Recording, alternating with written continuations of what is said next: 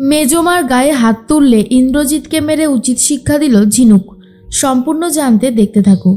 গল্পের শুরুতেই দেখা যায় যে কথা বলতে থাকে সার্থক তার গার্লফ্রেন্ডের সাথে। সার্থকের এই গার্লফ্রেন্ড বলে, আমি কিন্তু খুব খুশি হয়েছি, যতদূর শুনেছি তোমার এই 19 নম্বর যে বিয়েটা হতে চলেছে সেই মেয়েটা অনেক বড়লোক বাড়ির মেয়ে। তোমার শাশুড়ি কিন্তু ভীষণ বড়লোক আর তোমাকে অনেক কিছু দেবে। সার্থক তখন বলে, সে তো আমি খুব ভালো মতনই জানি। আমার তো শিক্ষা হয়েছিল তখন যখন আমি একটা ভিখিরি বাড়ির মেয়ে সুধাকে বিয়ে করেছিলাম। আমার শিক্ষাটা তখনই হয়ে গিয়েছিল। এখন থেকে আমি আর কিছুতেই দমে যাব না। আমার সমস্ত সম্পত্তি চাই, আর তারপরে ওই মেয়েকে আমি ছুঁড়ে ফেলে দেব। সার্থকের গার্লফ্রেন্ড তখন বলে, ভালোই হবে, তারপর তুমি আর আমি সেই সম্পত্তি আয়েশ করব, তাই তো? সার্থক বলে, সেটা তো ঠিকই, কিন্তু তুমি কি করছো বলো তো? রাস্তায় সবাই দেখছে, আর তাছাড়া যতদিন না আমাদের বিয়েটা হচ্ছে ততদিন কিন্তু সবাই জানবে যে তুমি আমার বোন। কথাটা মনে থাকবে তো? তখনই সার্থকের এই গার্লফ্রেন্ড বলে, হ্যাঁ হ্যাঁ, খুব ভালোভাবেই মনে থাকবে। এর মধ্যেই সুধা ভাবে যেভাবেই হোক এই ব্যাঙ্গালোর থেকে কাজটা করে তাড়াতাড়ি করে বাড়ি ফিরতে হবে। এই শহরে আমি অনেক কিছু হারিয়েছি, এই শহর আমাকে অনেক কিছু দেখিয়েছে, তাই এই শহরে আমি বেশি দিন থাকতে চাই না, বিশেষ করে সার্থকের সাথে তো নয়। এরপরে তেজ তখন বলে, সুধা, আপনি নিশ্চয়ই পুরনো ব্যাপারগুলোকে নিয়ে ভয় পাচ্ছেন। দেখুন, আপনি যত ভয় পাবেন ততই কিন্তু ভয় লাগবে। পুরনো অধ্যায় শেষ হয়ে নতুন অধ্যায় অনেক দিন আগেই শুরু হয়ে গেছে, তাই এসবে ভয় পাওয়ার কোনো দরকার নেই। এরপর সার্থক গাড়ির মধ্যে বসে সুধাকে দেখতে পেয়ে যায় আর বলে, সুধা এই শহরে আবার কি করতে এসেছে? এরপর সুধারও চোখ পড়েছে সার্থকের দিকে, আর সুধা তখন বলে, সার্থক না ওটা?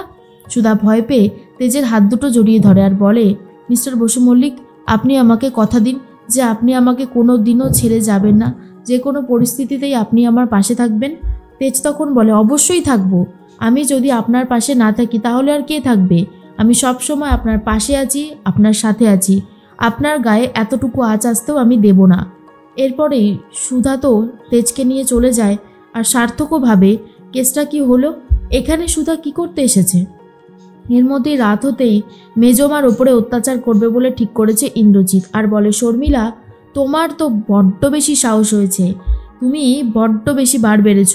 কি করছিলে সকালে ওটা? ওরকমভাবে সালোয়ার কামিজ পরে নাচ করছিলে? তুমি জানো না যে বসু মল্লিক পরিবারে সালোয়ার কামিজ পরে না, মাথায় ঘোমটা দিয়ে থাকে? ইদানিং তুমি মাথায় ঘোমটাও দিচ্ছ না, তাই তোমাকে আমি আর ছেড়ে কথা বলবো না। আজ আমি তোমাকে উচিত শাস্তি দেব। এর মধ্যেই তখনই তেজের মা ঠাম্মিকে বলে, দেখুন মা, যা হওয়ার হয়ে গেছে। ঠাকুরপো এরকমভাবে মেজোকে শাস্তি দিতে পারে না, ও তো একটা মানুষ, আপনি কিছু বলুন না। ঠাম্মি তখন বলে, শোনো বড় বৌমা, স্বামী স্ত্রীর ব্যাপারের মধ্যে তুমি ঢুকো না, আর আমাকেও ঢুকতে বলো না। আমার তো মনে হয় আমার মেজো খোকাই একদম ঠিক কাজ করছে, বউকে একেবারে হাতে রেখে জব্দ করছে, তাই তোমার আর এসবের মধ্যে ঢোকার কোনো প্রয়োজন নেই। স্বামী যদি স্ত্রীকে শাসন না করে তাহলে স্ত্রীরা বেশি বেগরবাই করতে থাকে। আমার মনে হয় মেজো খোকা একদমই উচিত কাজ করছে। এর মধ্যেই তেজের মা কাঁদতে থাকে আর বলে, মেজোর কপালে আজ অশেষ দুঃখ আছে। ডলি তখন বলে, মা, সেই দুঃখের দিন চলে গেছে, বাড়িতে এখন ছোট বৌদি চলে এসেছে, ঝিনুক বৌদি। সে কোনোভাবেই এই অন্যায় আর বরদাস্ত করবেই না, দেখোই না শেষ পর্যন্ত কি হয়। এর মধ্যে ইন্দ্রজিৎ বলে, আজ আমি তোমাকে মারবো শর্মিলা।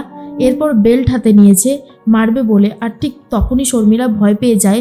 শর্মিলাকে সরিয়ে দেয় ঝিনুক। শর্মিলার মতন একটা হুবহু শাড়ি পরে চলে এসেছে ঝিনুক, আর ইন্দ্রজিৎ চিনতেও পর্যন্ত পারেনি। ঝিনুক তখন বেল্টটা ধরে ফেলে আর বেল্টটা টেনে নিজের হাতে নিয়ে নেয়, তারপর নিজের শ্বশুরমশাইকেই মেরে উচিত শিক্ষা দিতে থাকে। আর তখন ইন্দ্রজিৎ ভাবে এই মারটা মারছে শর্মিলা, আর বলে, শর্মিলা, তোমার এত বড় সাহস, তুমি আমার গায়ে হাত তুলছো? ঝিনুক তখন মনে মনে ভাবে, অনেক হয়েছে এই বাড়িতে অন্যায় অত্যাচার, আর আমি এগুলো হতে দেব না, কোনোভাবেই না। একটা বরদাস্ত করেই ছাড়বো। এরপরে ইন্দ্রজিৎকে মারধর করতে থাকে। ইন্দ্রজিৎ লাস্টে শর্মিলার পা ধরে ক্ষমা চায়। ঝিনুক সরে যায়, শর্মিলাকে এগিয়ে দেয়। ইন্দ্রজিৎ শর্মিলাকে বলে, আমি আর কখনো তোমার গায়ে হাত তুলব না, কখনো না। রেশমি তখন বলে, দেখলে তো মা, ছোট বৌদি কি সুন্দরভাবে বাবাকে জব্দ করে দিল। এই শিক্ষাটাই বাবার অনেক দিন আগে দরকার ছিল। বাবা যদি এই শিক্ষাটা অনেক আগে পেত তাহলে আজকে আর এই দিনটা দেখতে হতো না। শর্মিলাকে জড়িয়ে ধরে সমুদ্র আর বলে, মা, চিন্তা করো না, সমস্ত অন্যায়ের অবসান হয়েছে। ঝিনুক এসে সমস্ত অন্যায়ের অবসান করবেই করবে। ঝিনুক, তারপর সমুদ্র রেশমি আর শর্মিলা চারজন মিলে একে অপরকে জড়িয়ে ধরে অনেক কান্নাকাটি করতে থাকে। এর মধ্যে সকাল হতেই সুধা চলে গেছে ক্লায়েন্টের সাথে দেখা করতে। তখনই ক্লায়েন্টের মা এসে কথা বলতে থাকে। আর এরপরে পূরবী বলে, আমি পূর্বী, আমার সাথেই বিয়েটা হবে আর কি এই পাত্রের। আর তখনই সুধা বলে, অনেক অনেক কংগ্রাচুলেশন। এর মধ্যে পূর্বীর মা বলে, আমার জামাই একটু পরেই আসবে, আমি সবার সাথে আপনাদের আলাপ করিয়ে দেব। এর মধ্যেই তেজ বলে, আমি চলে এসেছি, কিন্তু আমাকে কিন্তু ইনভাইট করেছিলেন আপনি। তখন পূরবীর মা বলে, হ্যাঁ আমি তো আপনাদের সবাইকেই ইনভাইট করেছিলাম। এরপরেই সুধা বলে, দেখুন আমার লোকাল কিছু হেল্প লাগবে, যদি সেই হেল্পগুলো করতে পারেন তাহলে খুব ভালো লাগবে। এরপর রামান বলে একটা ছেলেকে নিয়ে আসে পূরবীর মার, বলে ও আপনাদেরকে হেল্প করবে। তার মধ্যেই বিজিত কেয়া চলে এসেছে। বিজিত আর কেয়া বলে, তোর এই প্রথম ইভেন্ট বলে কথা, আর আমরা তোর সাথে থাকবো না, সেটা কি হতে পারে? তেজ তখন বলে, দেখলেন তো সুধা, আপনাকে সাহায্য করার লোকজন চলে এসেছে, আপনি শুধু শুধু ভয় পাচ্ছিলেন। এর মধ্যেই সার্থক চলে এসেছে ওই ভেন্যুতে। পূরবী এসে সার্থককে জড়িয়ে ধরে বলে, ব্যাস আর একটা দিন, তারপরেই তুমি আর আমি সারা জীবনের মতন এক হয়ে যাব। এর মধ্যেই পূরবীর মা বলে, জামাই তুমি এসে গেছো, খুব ভালো হয়েছে। আমাদের যে ইভেন্টটা পুরো রয়েছে, ইভেন্ট যে পুরোটা সামলাচ্ছে, তার সাথে আমি তোমার আলাপ করিয়ে দেবো, এসো। অন্যদিকে দেখা যায় ঝিনুক যেভাবে ইন্দ্রজিৎকে মেরেছিল, ইন্দ্রজিতের কোমরে চোট লেগেছে। আর তখন ঠাম্মি জিজ্ঞেস করে, মেজো খোকা তোমার চোট লাগলো কি করে? ইন্দ্রজিৎ তো আর বলতে পারছে না, বউয়ের হাতে মার খেয়েছে। আর ইন্দ্রজিৎ ভেবেছিল মারটা মেরেছে শর্মিলা, কিন্তু মারটা মেরেছিল ঝিনুক। এরপরেই ঠাম্মি বলে, হলোটা কি, তোমার উত্তর দিচ্ছ না যে? এরপরেই ঝিনুক বলে, শ্বশুরমশাইয়ের কোমরে অনেকটা লেগেছে, আমি একটু ভালো করে সেঁক দিয়ে দিই, তাহলে ব্যথাটা কমে যাবে। এর মধ্যেই ঠাম্মি তখন বলে, আরে কি হয়েছে সেটাই তো বুঝতে পারছি না। ঝিনুক বলে, কাল রাতে নেশাটা একটু বেশি চড়া হয়ে গেছিল, তাই এই ফল।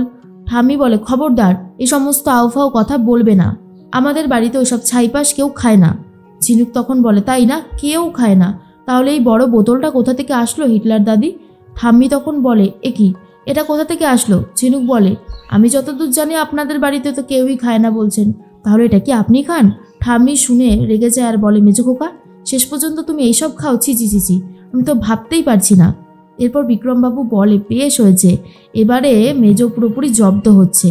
ঝিনুক তখন ভাবে, দিদি আর জামাইবাবু তো ব্যাঙ্গালোরে রয়েছে, জানি না ওদিকে কি হচ্ছে, খুব টেনশন হচ্ছে দিদির জন্য।